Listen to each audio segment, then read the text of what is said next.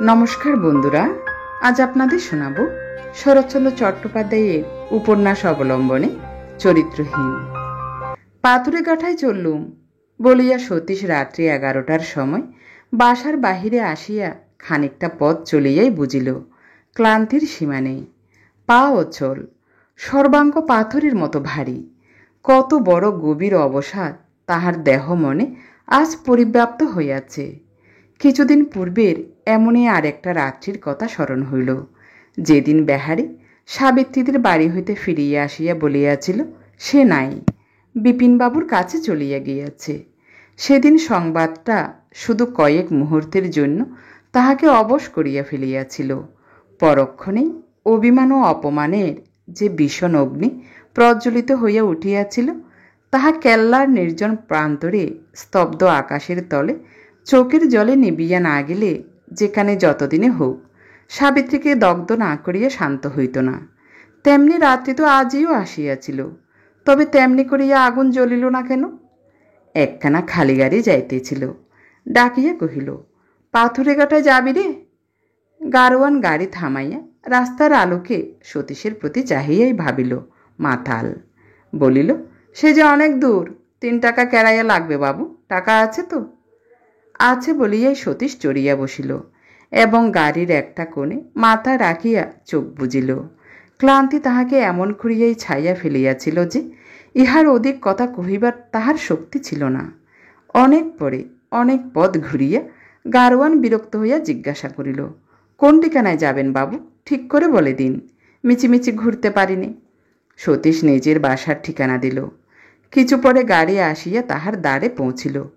বহু ডাকাডাকির পরে বেহারি আসিয়া কবাট খুলিয়া দিলে সতীশ চুপি চুপি জিজ্ঞাসা করিল, বেহারি, সাবিত্রীকে আমার ঘরে?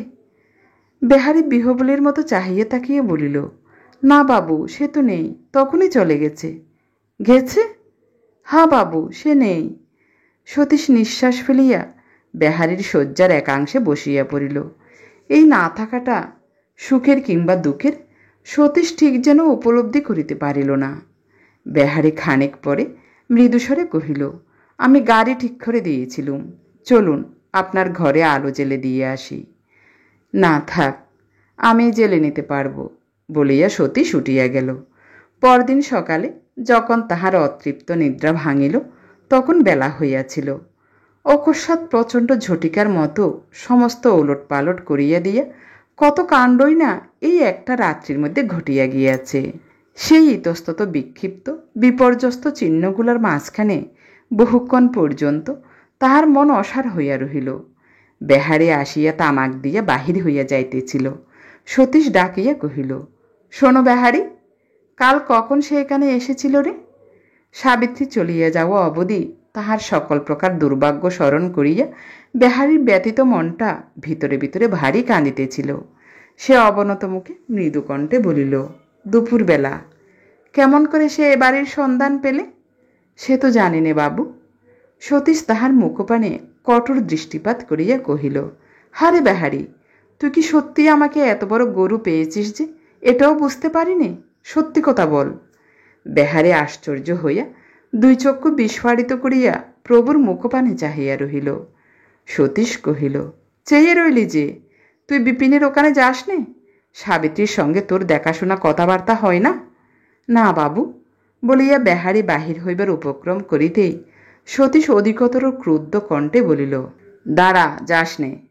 তুই তাকে এখানে আসতে শিখিয়ে দিসনি? বেহারি নিঃশব্দে মাথা নাড়িয়া জানাইল, না।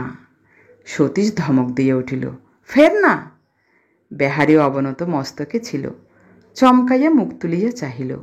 সতীশ বলিতে লাগিল, ফের না? তবে কেমন করে সেই শয়তানটা এই বাসার সন্ধান পেলে?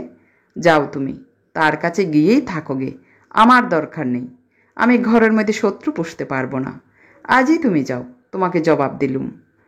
বেহারি একটি কথাও কহিল না, শুধু তাহার বিস্ময় প্রসারিত 2 চক্ষের প্রান্ত বাহিয়া অশ্রু দ্বারা গড়াইয়া পড়িল। এই অশ্রু সতীশ দেখিল। ক্ষণকাল মৌন তাকিয়া প্রশ্ন করিল, রাত্রে কোথায় গেল সে? বেহারি চোখ মুচিয়া বলিল, জানি নে, চিঠি লিখে তার ঠিকানা জানাবে বলে গেছে। সতীশ আবার ক্ষণকাল স্থির থাকিয়া নরম হইয়া কহিল, ভারী রোগা দেখলুম, খুব ব্যারাম হয়েছিল বুঝি? বেহারি মাথা নাড়িয়া বলিল, হাঁ। তাই বুঝি সেখানে আর জায়গা হলো না? বেহারি তেমনি মাথা নাড়িয়ে সায় দিল। সতীশ আবার কিছুক্ষণ চুপ করিয়া তাকিয়ে বলিল, কিন্তু এবার তোমাকে সাবধান করে দিচ্ছি বেহারি, আমার বাসায় আর যেন সে না ঢোকে, কিংবা কোনো রকম ছুতো করেও আমার সঙ্গে দেখা করবার চেষ্টা না করে। আমার চাবি কই? যাবার সময় কত টাকা তাকে দিলি? বেহারি চাবি বাহির করিয়া দিয়া বলিল, টাকা দিইনি। দিসনি? কেন দিলি নে? তোকে তো দিতে বলে গিয়েছিলুম। সে নিতে চায়নি বলিয়া বেহারি বাহির হইয়া গেল। সতীশ তাহাকে পুনরায় ডাকিয়া ফিরাইল। সাবিত্রী উপস্থিত নাই। বেহারি তাহাকে ভালোবাসে, সুতরাং এই বেহারিকে আঘাত করিতে পারিলেও যেন কতকটা ক্ষোভ মিটে। সে সুমুখে আসিতেই সতীশ জিজ্ঞাসা করিল, তারপরে তোমাদের কি কি পরামর্শ হলো? বেহারি আর নিজেকে চাপিয়া রাখিতে পারিল না, অশ্রুরুদ্ধ কণ্ঠে বলিয়া উঠিল, বাবু, সাবিত্রী কি পরামর্শ করবে আমার মতো লোকের সঙ্গে?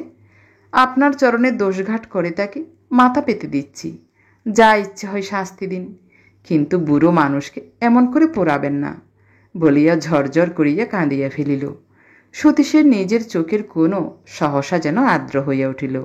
আচ্ছা তুই যা বলিয়া তাহাকে বিদায় করিয়া দিয়া আরেকবার শুইয়া পড়িল এবং চোখ বুজিয়া তামাক টানিতে লাগিল। বড় জ্বালায় জ্বলিয়া তাহার মুখ দিয়া যে ভাষায় সাবিত্রীর উদ্দেশ্যে বাহির হোক না কেন, তাহার সেই রোগতপ্ত শীর্ণ মুখের স্মৃতি ভিতরে ভিতরে তাহাকে বড় কাঁদাইতেছিল। এখন বেহারির কথায় পরিষ্কার যদিও কিছুই হইল না, কিন্তু ভাবে বোধ হইল সাবিত্রী যেন সত্যই আর কোথায় চলিয়া গেল। কোথায় গেল? বছর দুই পূর্বে সতীশদের নবনাট্য সমাজে বিল্বমঙ্গল প্লে হইয়া গিয়াছিল। হঠাৎ তাহার সেই কথাটা মনে পড়িল। তবে কেন ভুলিতে না পারি তারে?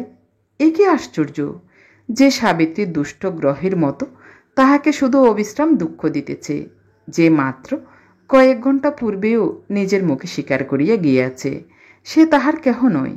উভয়ের কোনো বন্ধনই নাই, যাহার বিরুদ্ধে আজ তাহার ঘৃণার অন্ত নাই। তবুও তাহার জন্য কেন সমস্ত মন জুড়িয়া হাহাকার উঠিতেছে? এ কি বিচিত্র ব্যাপার! এমন ভীষণ বিদ্বেষ এবং এত বড় আকর্ষণ একই সঙ্গে কি করিয়া তাহার বুকের ভিতরে স্থান পাইতেছে? হায় রে, এ যদি সে একটিবার দেখিতে পাইত! তাহার নিবৃত অন্তর্বাসী তাহার সমস্ত চক্ষু কর্ণ দৃঢ়রুদ্ধ করিয়া এখনো এক বিশ্বাসে অটল হইয়া আছে। সে শুধু আমারই, আমার বড়, আর তাহার কিছুই নাই, যাহাকে কোনো প্রতিকূল সাক্ষ্য, এমনকি সাবিত্রীর বিরুদ্ধে তাহার নিজের মুখের কথাও তিলার্ধ বিচলিত করিতে সমর্থ হয় নাই। তাহা হইলে হয়তো সতীশ এই পরমাশ্চর্যের অর্থ বুঝিতে পারিত।